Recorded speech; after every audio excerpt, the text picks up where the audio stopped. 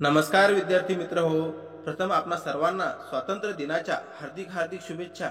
मित्र हो, आज आपण या व्हिडिओमध्ये स्वातंत्र्य दिनानिमित्त एक जबरदस्त भाषण बघणार आहोत. व्हिडिओ आवडल्यास व्हिडिओला लाईक आणि चॅनलला सबस्क्राईब करायला विसरू नका. आजच्या कार्यक्रमाचे अध्यक्ष, सन्माननीय प्रमुख अतिथी, आदरणीय शिक्षक वर्ग, पालक आणि माझ्या प्रिय मित्रांनो, सर्वप्रथम आपण सर्वांना माझ्याकडून स्वातंत्र्य दिनाच्या हार्दिक हार्दिक शुभेच्छा. तिरंगा आमचा झेंडा उंच उंच फडकवू, प्राणपणाने लढून आम्ही शान याची वाढवू.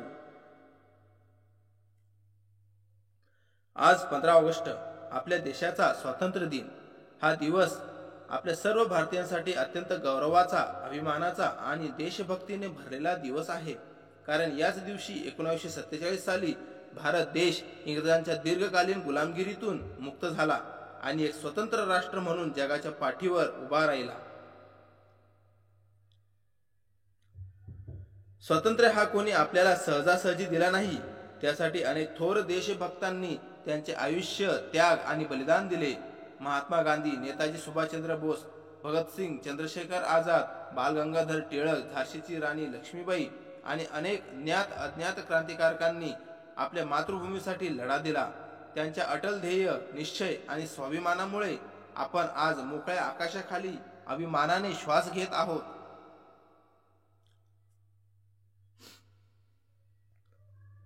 स्वातंत्र्य म्हणजे फक्त परकीय सत्तेपासून मुक्त होणे नव्हे, तर स्वतःच्या विचारांनी, कृतीने आणि अधिकाराने जगणे. आपल्या हक्कासोबतच आपली जबाबदारीही असते. स्वातंत्र्याचा खरा अर्थ तेव्हाच पूर्ण होतो जेव्हा आपण देशासाठी काही देऊ शकतो.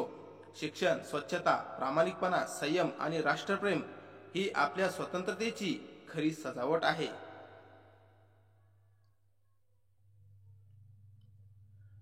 आजचा भारत अनेक क्षेत्रात प्रगती करत आहे. विज्ञान, तंत्रज्ञान, शिक्षण, आरोग्य, शेती आणि संरक्षण. पण अजूनही अनेक अडचणी आहेत. गरिबी, भ्रष्टाचार, अशिक्षा, बेरोजगारी या अडचणींवर मात करण्यासाठी आजच्या पिढीने पुढे आले पाहिजे.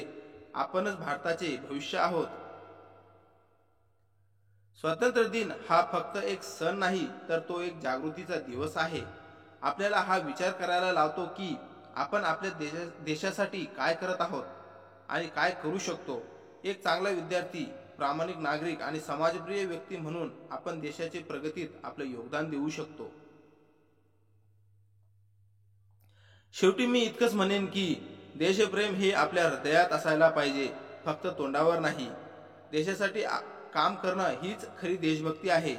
चला तर मग आपण सर्वजण हे नक्की ठरवूया आणि आपण आपापल्या क्षेत्रात प्रामाणिकपणे मेहनत करू आणि भारताला अधिक महान बनवू. जय हिंद, जय भारत. धन्यवाद.